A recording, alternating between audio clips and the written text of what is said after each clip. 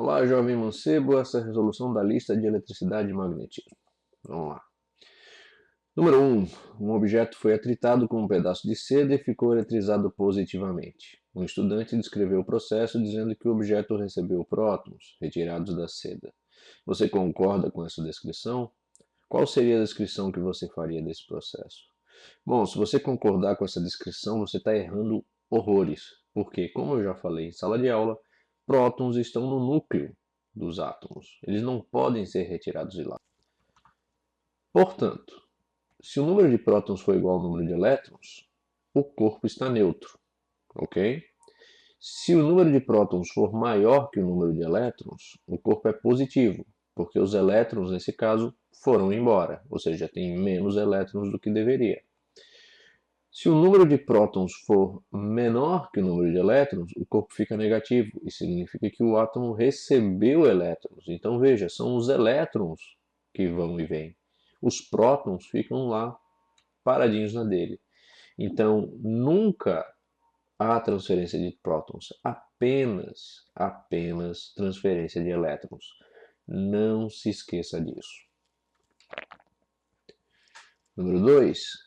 A lista a seguir apresenta uma sequência de materiais ordenados de tal modo que um deles adquire carga positiva quando atritado com qualquer outro que o segue, e carga negativa quando atritado com o que precede. Então, vidro, marfim, lã, papel e seda. Suponha que um pedaço de marfim tenha sido atritado com papel. Qual a carga que eles adquirem e qual deles perdeu elétrons? Bom, aqui a pegadinha do malandro está nessa ideia aqui, ó. De modo que um deles adquire a carga positiva quando atritado com qualquer um que o segue. Então, eu tenho dois materiais. Se eu atritar um com o que o segue, esse vai ficar positivo e esse vai ficar negativo. E depois ele fala a mesma coisa, só que o contrário. E carga negativa quando atritado com o que o precede. Então, quando esse atrita com esse fica negativo e esse positivo. Óbvio, ele não pode mudar na escala da série triboelétrica, ele não muda de posição, ok? Então aqui a pegadinha é só entender o que é que acontecia com cada um. Então se eu tenho um marfim atritando com o papel, eu tenho o material da esquerda atritando com o material da direita. Então o material da esquerda fica positivo e o da direita negativo. Então o marfim vai ficar positivo e o papel negativo. 3. Ao se eletrizar um objeto, foram retirados dele 31 vezes 10 na 12 elétrons. Determine o valor da carga adquirida por esse objeto. Facinho. Você pega a equação da quantidade de carga por número de partículas, Q igual a N vezes E. O número de partículas, o número de cargas é o número de elétrons, 31 vezes 10 na 12, multiplica pela carga fundamental do elétron, que é uma constante que é igual a 1,6 vezes 10 na menos 19 coulomb. Multiplicando esses dois números, você tem que a carga total dessa quantidade de elétrons é equivalente a 49,6 vezes 10 na menos 6 coulomb. E se você quiser ajeitar para notação científica, você pode botar aqui 4,96 vezes 10 na menos 6 coulomb, e qualquer coisa vezes 10 na menos 6 é micro. Então, a carga final pode ser escrita como 4,96 microcoulomb. Duas cargas elétricas, Q1 e Q2, estão se atraindo com a força de 0,3 N.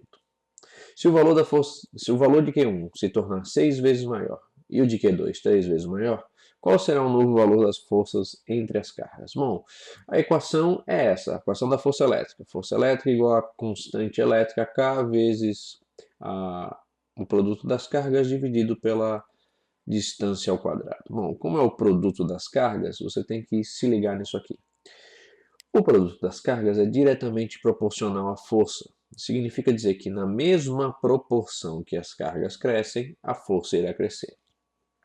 Na primeira parte, ele diz que a carga Q1 cresce 6 vezes. Se eu só tivesse essa situação, eu sei já de cara que o valor da força iria crescer 6 vezes. Então, não seriam mais 0,3, porque ela deveria crescer mais 6 vezes. Isso passaria para 1,8 newtons. Entretanto, além do aumento da carga Q1, nós temos o aumento da carga Q2. E percebam, é um produto de cargas. Então, o produto do aumento também procede. Então, o produto desse aumento é 18 vezes, né? Porque 6 vezes 3 é 18. Então, como o produto das cargas aumenta 18 vezes, a força deve aumentar 18 vezes. Ou seja, eu pego 0,3 newton, multiplico por 18 e eu tenho 5,4 newton. Esse é o novo valor da força entre as cargas. 5. Em relação ao exercício anterior, se além de aumentarmos as cargas, também aumentássemos a distância entre as cargas de 2 para 6 centímetros, qual será o valor final da força entre as cargas? Bom, agora na força elétrica a gente vai analisar a parte contrária, né? A distância. Bom, a distância está elevada ao quadrado e ela está na parte de baixo da equação. Isso significa dizer, se ela está na parte de baixo da equação, que ela é inversamente proporcional. Isso significa dizer que, ao contrário das cargas, que se aumentadas a força aumenta, a distância se aumentada, a força deve diminuir. Quantas vezes? Bom, de 2 centímetros para 6 centímetros há um aumento considerável de 3 vezes. Então, a distância aumenta 3 vezes. Mas como nós temos r ao quadrado, nós temos também um produto de distâncias. Então, é r duas vezes multiplicando. Então, 3 vezes 3 dá 9. Isso significa dizer, então, que se a distância aumentar 3 vezes, a força deve diminuir 9 vezes. Por que diminuir? Porque a distância não é diretamente, ela é inversamente proporcional à força. Se a distância aumenta, a força deve diminuir. Quantas vezes? 9 vezes. Então, se o produto das cargas aumentou 18 vezes a força, mas a distância diminui 9 vezes a força, então no final nós vamos ter um aumento efetivo de apenas 9 vezes. Por quê? Porque 18 menos 9 dá 9. Então a força deve aumentar 9 vezes. Nesse caso, 0,3 vezes 9 dá 2,7 newton. 6. Represente através de um desenho o campo elétrico de duas esferas metálicas, onde uma estão faltando elétrons e a outra estão sobrando elétrons. Bom, facinho, né? A que está sobrando elétrons, ela fica positiva. Desculpa, a que estão sobrando elétrons, ela fica negativa. A que está faltando elétrons, ela fica positiva. Nas cargas positivas, as linhas de campo elétrico saem da carga. E nas cargas negativas, as linhas de campo elétrico entram nas cargas. 7. Suponha que ao ligar a chave de um carro para acionar seu motor de arranque, ele seja percorrido por uma corrente de 100 A. Se o motor for mantido ligado durante o tempo de 5 segundos, determine nesse intervalo de tempo o número de elétrons que passa nessa seção. Bom, aqui é um pouquinho mais complexo, porque primeiro você tem que descobrir qual é a carga que atravessa esse motor e depois descobrir a quantidade de elétrons dessa carga. Então, primeiro você vai usar essa expressão I, que é corrente, igual a quantidade de carga dividido pelo tempo. A gente sabe que a corrente é de 100 A, a carga a gente vai descobrir, e que o tempo para que essa carga corra é de 5 segundos. Então, nós vamos ter uma carga de 500 coulomb. Por quê? Porque 100 vezes 5 dá 500. Depois a gente volta para a equação fundamental, que é Q igual a N vezes E. Então, 500 coulomb de carga é igual ao número total de partículas vezes a carga fundamental de um elétron, que é de 1,6 vezes 10 na menos 19 coulomb. Se eu fizer essa divisão, eu vou ter que o resultado é de 312,5 vezes 10 na 19 elétrons. 8. Uma bateria usada nos automóveis mais antigos realiza um trabalho de 180 Joule sobre uma carga de 30 coulomb, que se desloca de seu polo positivo para o negativo. Qual é a voltagem entre os polos dessa bateria? Bom, a ideia de voltagem é a ideia de potencial elétrico. Então, 1 volt nada mais é do que 1 Joule por Coulomb. Se eu tenho 180 Joule para 30 Coulomb de carga, quantos volts eu vou ter? Bom, basta eu simplificar, 180 dividido por 30, Isso vai me dar 6 Joule por Coulomb. Isso é equivalente a 6 volts. 9. Um condutor de resistência R1 foi ligado a uma bateria de 12 volts, sendo percorrido por uma corrente de 2 A. Substituindo R1 por um outro condutor de resistência R2, a corrente nele estabelecida é de 3 A. Sem calcular valores das resistências, diga se R1 é maior, menor ou igual a R2. Explique. Simples. Se eu sei que a corrente ela é diretamente proporcional à voltagem e inversamente proporcional à resistência, isso fica claro que se a corrente aumentou, é porque a resistência deve ter diminuído. Ou seja, R1 é maior que R2, por quê? Porque a corrente 1 é menor que a corrente 2, visto que a voltagem permanece a mesma. 10. Verifique-se que nossa sensibilidade à corrente elétrica é muito acentuada. Isso é, correntes relativamente pequenas podem causar dor e até mesmo a morte. De fato, para a maioria das pessoas, observa-se que uma corrente de 0,001 A já é perceptível, causando um certo formigamento. Já uma corrente de 0,01 A pode causar dores e espasmos musculares, não sendo, porém, fatal. E uma corrente de 0,1 A pode levar à morte, porque faz o coração bater de maneira irregular e sem coordenação. Quando uma pessoa tem a pele molhada com a água, no qual há grande quantidade de sais dissolvidos, a resistência de seu corpo diminui consideravelmente, chegando próximo a uma resistência de 100 ohm. Se a pessoa nessas condições segurar em suas mãos os polos de uma bateria comum de automóvel, cuja voltagem é de 12 volts, o que poderia acontecer a essa pessoa? Bom, simples. Se eu usar a expressão da relação entre corrente, voltagem e resistência, eu vou descobrir que uma voltagem de 12 volts para uma resistência de 100 ohm vai me dar uma corrente de 0,12 A. O que, segundo o problema, 0,1 A já é o suficiente para levar uma pessoa a óbito. Então, nunca, em hipótese alguma, você molhadinho vá tocar em os polos de uma bateria de automóvel de 12 volts. Perfeito? Não queira fazer esse experimento. 11. Uma pessoa usando uma bússola magnética para se orientar, coloca ela nas proximidades de um fio no qual passa uma corrente contínua de grande intensidade. Você acha que a bússola indicará a pessoa a orientação correta? Por quê? Bom, aqui basta lembrar do experimento do Oersted. Quando você fecha o circuito, a corrente começa a passar no fio e isso gera um campo magnético que vai orientar a bússola de maneira a não se orientar com o campo magnético da Terra. Quando você cessa a corrente, ela volta a se orientar conforme o campo magnético da Terra. Então fica claro aqui que se uma pessoa colocar uma bússola próximo a uma corrente contínua de grande intensidade, essa corrente gerará campo magnético e esse campo magnético vai afetar a orientação da bússola com relação ao campo magnético da Terra. Tá? Então, não dará certo. A pessoa não terá a indicação correta da bússola. Tá? Enquanto estiver próximo ao fio, a bússola se orientará com o campo magnético gerado pela corrente contínua que passa no fio. Então, não tem orientação de maneira correta.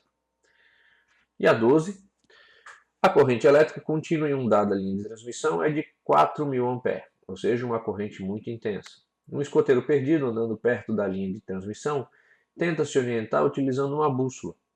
O campo magnético terrestre é de ordem de 5 vezes 10 na menos 5 Tesla, perto da superfície da Terra. A permeabilidade magnética é de 0 igual a 4π vezes 10 na menos 7 Tesla metro por ampere.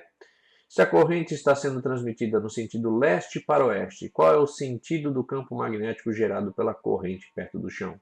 Justifique. Esses dados desse problema foram só para se você quiser calcular a intensidade do campo. Mas a pergunta não é essa. A pergunta é qual o sentido do campo magnético gerado pela corrente perto do chão. Então vamos imaginar o seguinte. Esse círculo com um X no meio seria a linha de transmissão que está entrando na sua tela. Perfeito? Então ela vem de trás de você, passa por você e entra na tela. Este é o sentido leste-oeste, ou seja, atrás de você é o leste, na sua frente é o oeste, na sua direita é o norte e na sua esquerda é o sul. Esta é a orientação para esse fio, perfeito? Uma bússola que está embaixo desse fio, onde nesse momento não há transmissão, ela vai ficar orientada desse jeito, sul-norte, ok? Do jeito que está mostrando aí na tela. O lado vermelhinho vai apontar para o norte, ok? Então veja só. Se passar a corrente, o que vai acontecer? Ao redor desse fio, você vai ter essa orientação. Por quê? Pela regra da mão direita, seu polegar entra na tela e os seus dedos fazem um giro ao redor desse fio, de maneira a estar no sentido horário. Perfeito? O que vai acontecer com o ímã da bússola é que ele vai se orientar conforme esse campo magnético. Perfeito? Então, nesse caso, a bússola não vai apontar para o norte, ela vai apontar para o sul. Ou seja, o sentido da bússola vai ser modificado para sentido norte-sul. Antes ele era sul-norte. Perfeito? E agora, para resolver as questões da página 121, que falam de proporcionalidade entre forças e campo, segue aí. Número 6. A figura mostra duas cargas pontuais no ar separadas por uma distância de 1 metro. Letra A. Compare a intensidade das forças que atuam sobre as cargas pontuais e represente as forças elétricas que atuam sobre as duas cargas pontuais. B. Calcule a intensidade das forças elétricas que atuam sobre essas duas cargas. Bom, pela terceira lei de Newton, ação e reação, você tem que a força com que elas se atraem, por serem cargas opostas, é a mesma. Qual é o valor dessa força? Bom, é só usar a expressão da força elétrica. Força igual a K vezes o produto das cargas dividido pela distância ao quadrado. Bom, o produto das cargas está aí, é 12 microcoulomb e 6 microcoulomb, multiplicados pela constante elétrica 9 vezes 10 na nona, dividido pela distância ao quadrado, que nesse caso, felizmente, é 1. Então, se você fizer a multiplicação desses fatores, que por alguma razão saiu errado agora nesse slide, mas enfim, o resultado vai dar 648 vezes 10 na menos 3 newton. Esse é o valor das forças que atuam em cada uma das cargas. Número 7. Ainda considerando o enunciado da questão anterior, determine o que ocorreria com as intensidades das forças elétricas atuantes sobre as cargas se a carga elétrica de uma delas dobrasse de valor. Então, vou parar aqui e vamos entender aqui essa primeira parte, na letra A. Bom, o desenho eu deixei conforme o enunciado da questão anterior. Tá? Então, se apenas uma carga dobrasse de valor, e eu vou retomar a ideia da proporcionalidade entre as cargas, se as cargas aumentam, a força deve aumentar. Nesse caso, se eu dobro, por exemplo, o menos 6 microcoulomb para menos 12 microcoulomb, eu vou estar dobrando o valor da força. Ou seja, se eu dobrar apenas uma das cargas, eu vou dobrar o valor da força. Por quê? Porque a carga dobrando, a força aumenta. Tá? Não precisa nem fazer conta. Se você não confia em mim, você pode dobrar aí, o valor da carga, ou você pode fazer os cálculos, né, das cargas da mesma maneira que foi feito na questão anterior, só que agora ao invés de valor de menos 6, com o valor de 12. Você vai ver que o valor da força vai ser dobrado em relação ao valor da força original de 648 vezes 10 a menos 3 newton. Mas a letra A continua. A carga elétrica das duas dobrasse. Então, se eu dobrar o valor das duas, a proporção é de 4 vezes o aumento das cargas, então a força deve aumentar 4 vezes. De novo, se você não confia em mim, faça os cálculos com esses valores que estão sendo projetados aí na tela, você vai descobrir que a força elétrica vai ser 4 vezes o valor da força original de 648 vezes 10 a menos 3 newton. B. A distância que as separa dobrasse de valor. Bom, se o valor dobra da distância, ele é inversamente proporcional. Então, a força deve cair 4 vezes. Tá? Então, de novo, se você fizer essa conta, você vai ver que o valor original de 648 vezes 10 a menos 3 vai cair 4 vezes. Letra B continua. A distância que as separa fosse reduzida à metade. Bom, se a distância que as separa fosse reduzida à metade, isso, diminuindo o valor da distância, você aumenta o valor da força. Quantas vezes? Bom, se caiu pela metade, vai aumentar 4 vezes. Tá? Então, de novo, faça a conta para verificar, mas se você tiver em mente que a distância é inversamente proporcional, se a distância aumenta, a força diminui. Se a distância diminui, a força deve aumentar, na mesma proporção, só que elevado ao quadrado. Letra C. A carga elétrica das duas dobrasse de valor e a distância que as separa também dobrasse de valor. Bom, nesse caso, você tem a proporcionalidade do mesmo jeito. Se as duas cargas dobram de valor, aumenta-se 4 vezes o valor da força.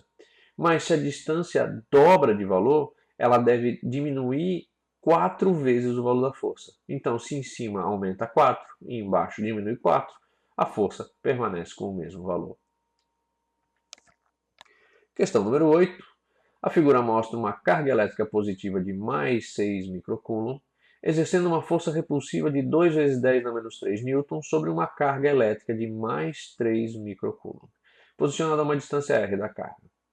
Determine a intensidade do campo elétrico gerado pela carga Q maiúscula de mais 6 microcoulomb no ponto R. Bom, para fazer isso a gente usa a equação do campo elétrico, E igual a F sobre Q. A força é de 2 vezes 10 na menos 3, a carga é de 6 vezes 10 na menos 6 coulomb, conforme o problema enunciou. Se eu fizer essa simplificação, eu vou ter que o resultado final é de 333 Newton Coulomb. De novo, o problema pediu para calcular a carga, o campo gerado pela carga Q maiúscula, não da carga Q minúscula. Fica ligado nisso.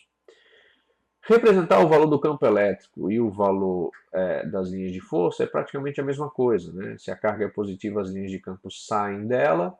Então, naquele ponto da carga Q, a representação já está até ali, porque a representação das linhas de força e das linhas de campo, por serem cargas positivas, vão ser todas para o mesmo local. Então, as setas estão sempre saindo da carga mais Q. Essa foi a lista com o adicional dos exercícios do livro. Espero que tenha ajudado. Boa avaliação.